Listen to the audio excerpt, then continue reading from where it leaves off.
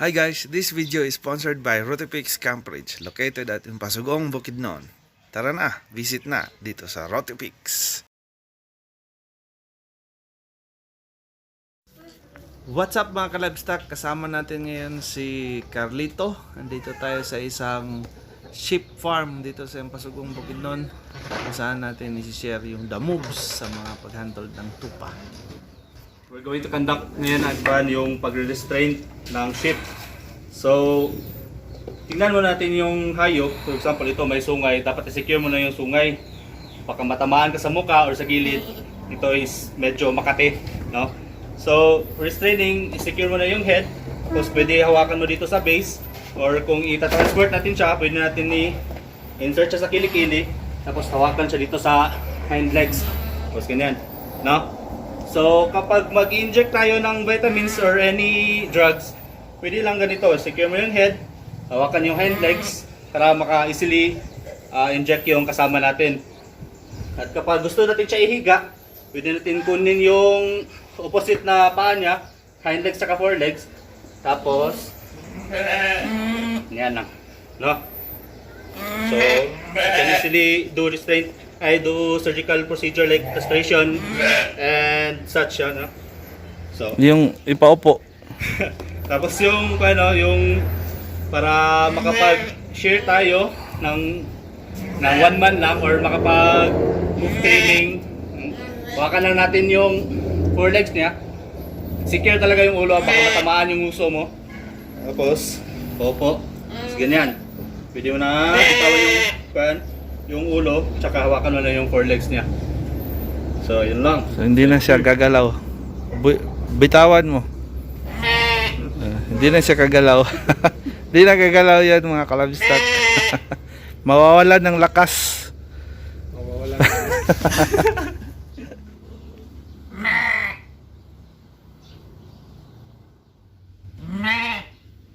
Okay.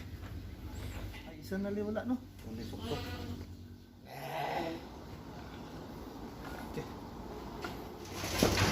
So, yun lang mga kalabstock sa mga kalabstock natin dyan na mga nagpa-farmers na mga sheep, ano? Sa mga sheep na farmers natin dyan. Yan yung pamamaraan natin sa sheep pag-restraint. So, pag nag-share kayo, nag-hoof trim, yung method lang na ipaupo nyo sa paa. Kasi mawawalan sila ng wheel na gumalaw. So, doon tayo mag-shear at saka mag-trim sa hoof nila. So, wag natin i-deworm yung mga buntis kasi napakataas ang chance na ma-abort, lalo na injectable yung ginagamit natin. At saka pag yung nakita nyo na sa amin na gumawa kami ng enclosure para maiwasan yung stress sa mga pregnant na mga hayop sa pagtatakbo, lalo na kasi mix yung herd nila, maraming mga lalaki at may mga babae. Ito, sagol-sagol sila, nagkahalo-halo sila. So, yung chances na na-impregnate yung mga female kahit medyo bata pa ay mataas din. So, i-avoid na lang natin yung ma-deworm yung mga suspect na mga pregnant kasi sayang naman. So, ang diniworm lang natin ay yung mga lalaki at yung mga hindi pa naka-reach ng maturity.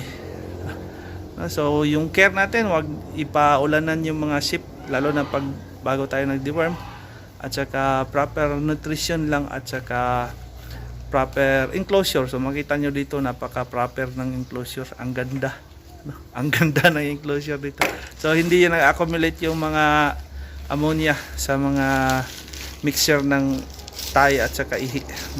Binigay lang natin ay EDE at saka multivitamins, no? At saka injectable na dewormer to promote yung overall health and welfare sa mga hayop natin. At sa mga kalabstock, andito tayo ngayon sa home court ni Rotipix, guys. Yan itong founder at saka promotor sa Rotipix na campsite. So kung mag-away kayo dito sa Bukidnon mga kalabstock, ito yung the place to be, Rotipix. Rotipix, yes. May overnight, kaibigan, no? Yes, meron.